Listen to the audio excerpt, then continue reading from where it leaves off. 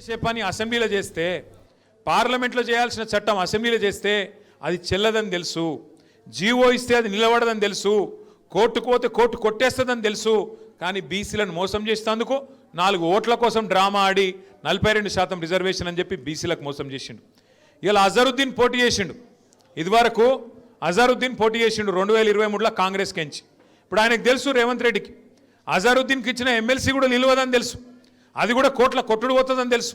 కానీ అజర్ భాయ్ को भी चूना लगा दिए, అజర్ భాయ్ को भी बकरा कर दिए, उनका भी काम तमाम कर दिए. ఆయనను కూడా మోసం చేసిండు.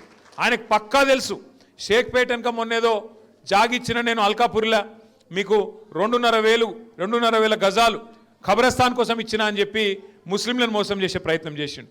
అది కూడా ఆయనకి ఎరికే, అది మోసం అని తెలుసు. झूठ है मालूम है उनको, फरेब है मालूम है, वो नहीं टिकता मालूम है, वो आर्मी का लैंड है वो भी मालूम है. फिर भी एक कागज निकाल दिए, बोल दिए अरे भाई आपको खबरस्तान के लिए मैं जमीन दे दिया. वहां गए तो क्या हुआ, जमीन का कागजात तो दे दिए, वहां गए तो आर्मी वाले आए, अरे यहाँ पे आए तो डंडा मारता हूं भागो बोल के यहाँ से भगा दिए. सब मालूम होते हुए తెలిసి కావాల్సుకొని మోసం చేసేటోడే రేవంత్ రెడ్డి. మళ్ళీ ఆయన చాలా నిజాయితీ గల మోసగాడు, ఆయన తప్పు కాదు, చాలా నిజాయితీ గల మోసగాడు రేవంత్ రెడ్డి.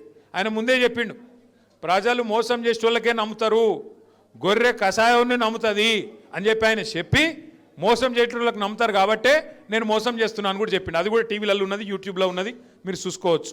ఇప్పుడు కూడా ఏం చేస్తుండు రేవంత్ రెడ్డి అంటే మళ్ళొక్కసారి ఆయన అంటాడు, నేను నిన్న మొన్న చూస్తున్న మంత్రులు మాట్లాడుతున్నారు జూబ్లీ హిల్స్ అని అంట కాంగ్రెస్ గెలుస్తూనే అభివృద్ధి జరుగుతుందంట. మరి 24 నెలలకెళ్ళి ఎవడునోడు కాంగ్రెస్ కాకపోతే రాష్ట్రంలో అధికారం కాంగ్రెస్ ఉంది కదా, మరి 24 ఏళ్ళకెళ్ళి ఎందుకు ఏం చేయలేదు నువ్వు? 2 ఏళ్ళకెళ్ళి ఎందుకు రోడ్లు వేయలేదు, ఎందుకు మోరీలు కడతలేవు, ఎందుకు ఏం డెవలప్మెంట్ చేయలేదు? ఇలా కొత్తగా ఎలక్షన్ రాగానే డెవలప్మెంట్ అని మాట్లాడుతుండు. ఆయన ఏం డెవలప్మెంట్ చేస్తుంది కాంగ్రెస్? మీరు 65 ఏళ్ళు పరిపాలించారు దేశం, 65 ఏళ్ళు కాంగ్రెస్ ప్రభుత్వమే ఉండే, నువ్వు చేసేడుంటే మస్తుగా చేసేడుండే.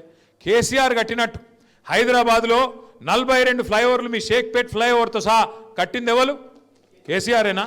కేసీఆర్ గారు ఉన్నప్పుడు 1 కాదు 2 కాదు, మరి 45-50 ఏళ్ళు సరిపోలేదా కాంగ్రెస్ వానికి షేక్పేటలో ఫ్లైఓవర్ కట్టనికే? ఈయనడన కట్టిరా? ఆలోచన చేసిరా? షేక్పేట ఫ్లైఓవర్ కట్టింది కేసీఆరే. షేక్పేట్తో పాటు హైదరాబాద్ రూపురేఖలు మార్చే విధంగా 42 ఫ్లైఓవర్లు, అండర్ పాస్లు, బ్రిడ్జులు ఇవన్నీ కట్టింది కేసీఆరే.